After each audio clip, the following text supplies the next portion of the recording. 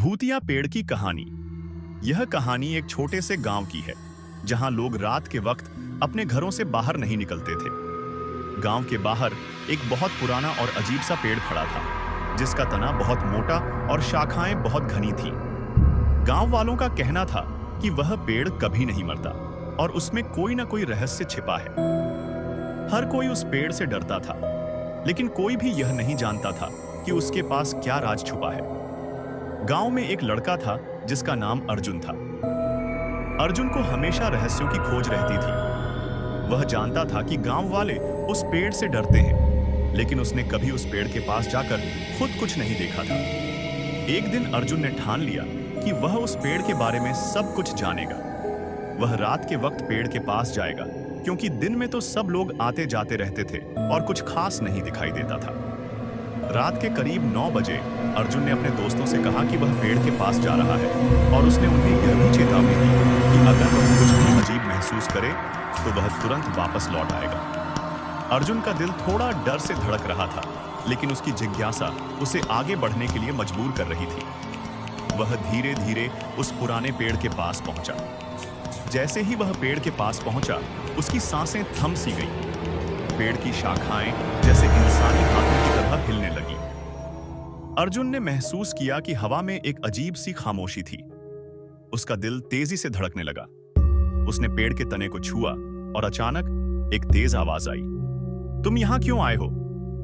अर्जुन डर के साथ पीछे हटा और फिर उसने देखा कि पेड़ के तने से कुछ अजीब सी रोशनी निकलने लगी।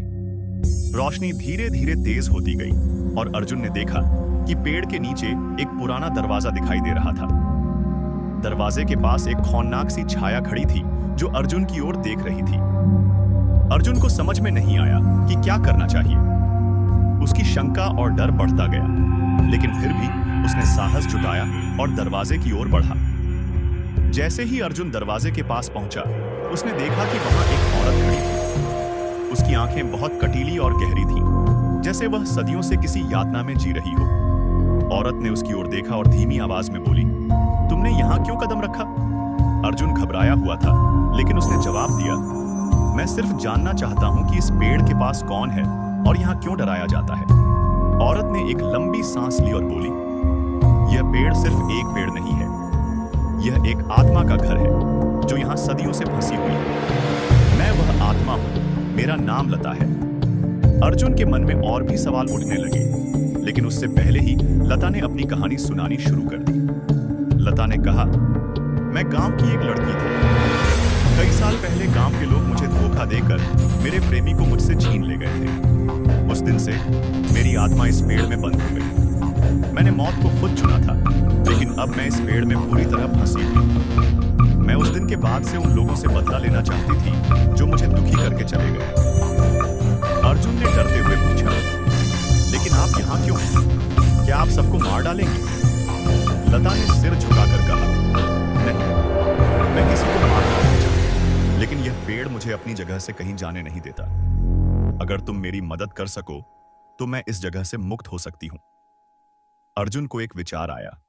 उसने लता से पूछा, अगर मैं तुम्हारी मदद करूं तो क्या तुम इस पेड़ को छोड़कर चली जाओगी? लता ने कुछ समय तक चुप रहकर सोचा और फिर बोला, हाँ, मुझे तुमसे एक आखिरी बार मदद चाहिए। इस पेड़ के नीचे गहरी खुदाई करो और मुझे वहां से बाहर निकालो। अर्जुन ने लता की बात मानी और पेड़ के नीचे खुदाई शुरू कर दी। कुछ देर बाद उसने जमीन में एक पुरानी ताबीज पाई। अर्जुन ने वह ताबीज लता को दी और अचानक पेड़ की घनी शाखाएं हिलने लगीं।